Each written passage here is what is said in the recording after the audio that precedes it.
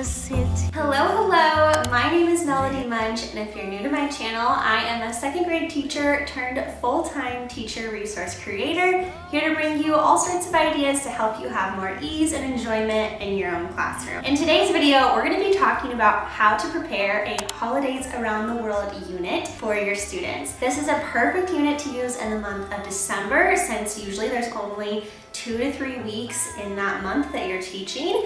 And this is perfect for classrooms where your students might celebrate multiple holidays. You're going to take a look at different holidays celebrated in different countries and what traditions they use when the holidays are celebrated and the meaning behind them. So this is a great way to build students' cultural awareness of other cultures and holidays that are celebrated that they might not celebrate themselves. The first thing to do when you're planning a Holidays Around the World unit is to take a look at your school calendar and see how many days you can realistically teach this unit. For me in my classroom, I like to double use this unit as our morning meeting, because that is where we are teaching character building skills, and cultural awareness is one of those skills to be respecting everyone, no matter if their cultural holidays or beliefs are different than ours. So it's something I would use in morning meeting, and I would double use it in my social studies time block. For me, this worked really well because we often had lots of special things happening at our school in the days leading up to winter break. So this gave me some wiggle room where if we didn't get to something in our morning meeting time, I also had that afternoon social studies time to make sure I could get to everything, and it allowed for extra time to delve deeper into the unit because students get so curious about the different holidays and might have questions that we can dig deeper into as we go through the unit. Personally, I think the sweet spot is around 10 to 11 days, so it could be done in 2 weeks worth of time or a little bit longer should you have enough days. Once you know how many days you're working with, the second thing to do is to make a plan of which holidays you want to look into with your students. I mentioned that I love a 10 to 11 day unit. That is typically because our school schedule where I live would end school on a Tuesday or Wednesday, and then students would go onto their winter break. So I liked having around 11 days so that I could do an intro day and then teach 8 to 9 holidays. And then we'd have an outro day where we kind of reviewed some learning. And then we'd have like our party day on the last day if we ended on a Wednesday before school let out for break. So that was a sweet spot for me, but that will help you to make that plan of which holidays are most important for you to touch on with your students so that you have everything you need to teach those specific holidays. The third thing to do is to prepare classroom slides.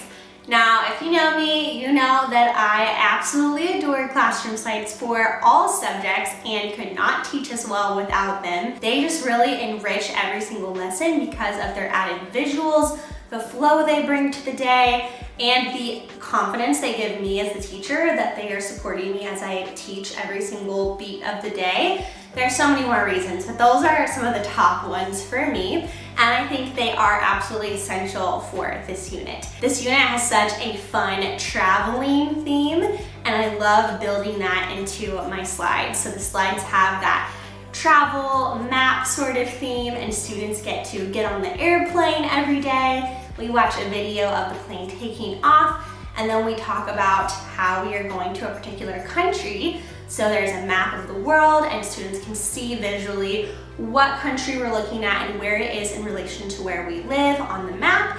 I love all of those things, tying in some geography and map awareness, map skills.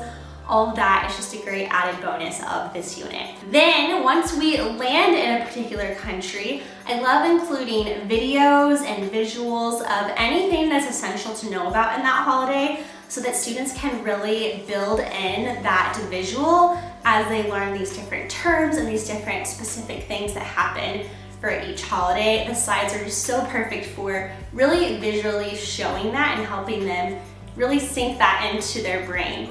I also love to include some writing elements in this unit so that students are writing down facts about each holiday or drawing pictures if you have students who are younger.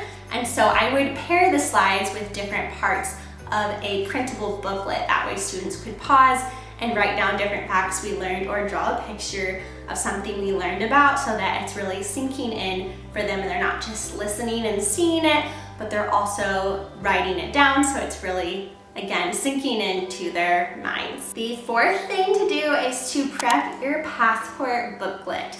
These are so fun because, again, they really tie into that traveling theme. On the first day of the unit, I would explain what a passport is, and some students may have traveled to other countries and could share what they know about that, but many students probably have not traveled out of their country, so this is fun for them to learn about how you would need a passport if you wanted to travel outside your country. We would go ahead and decorate our passport on the first day and put our country here at the bottom. You could even show students a picture of what your country's passport looks like and have them decorate it the same way, or you could let them be creative, whichever you think is the best fit for them. Inside the first page of my passport booklet, I like to also put the world map that is going to be on the slides every day as well. After we visit every single country, we're going to shade in on the world map where that country was, probably in a specific color as well, and it may even have them write, like draw an arrow and write the country that it corresponds to,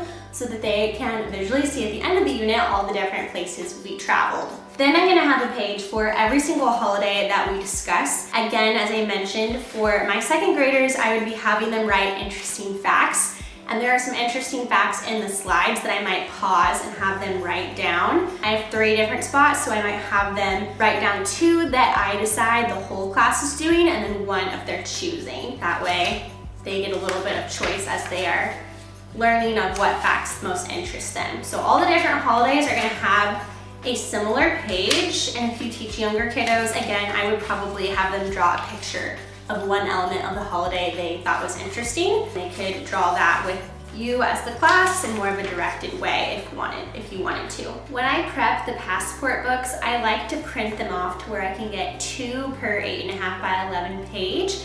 And then I print them double-sided, flipping on the short side edge.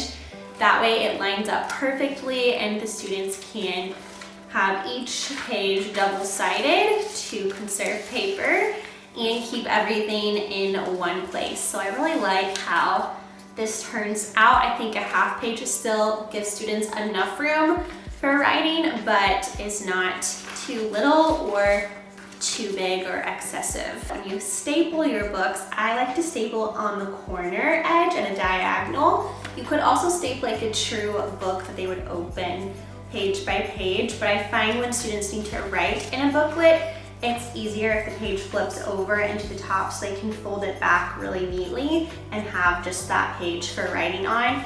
Find if you're folding it back like a book, it often bends the pages in a weird way where they can't write to the edges and can be frustrating. I also love to include a couple pictures on each page that students can color if they're finished with the writing portion.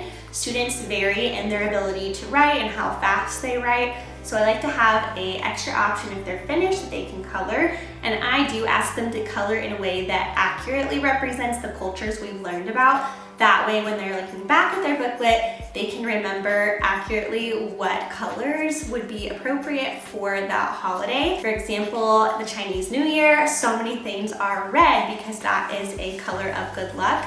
So I want students to be coloring things red since that is an accurate representation of that culture instead of using a color like blue that you don't see as often for representation of that holiday. The 5th and final thing to do for your holidays around the world unit is to prep your passport stamps. On the back of the passport that I print out, I have a spot for their passport stamps. This could be a physical stamp that you stamp each time, but I think a simple way to do it is to print them out on these labels. These labels are perfect for using over years because there's 63 spots per label, so hopefully you don't have more than 63 students in a single class. If you teach older students, you might have several preps. You might need 2 sticker sheets, but these make it so easy.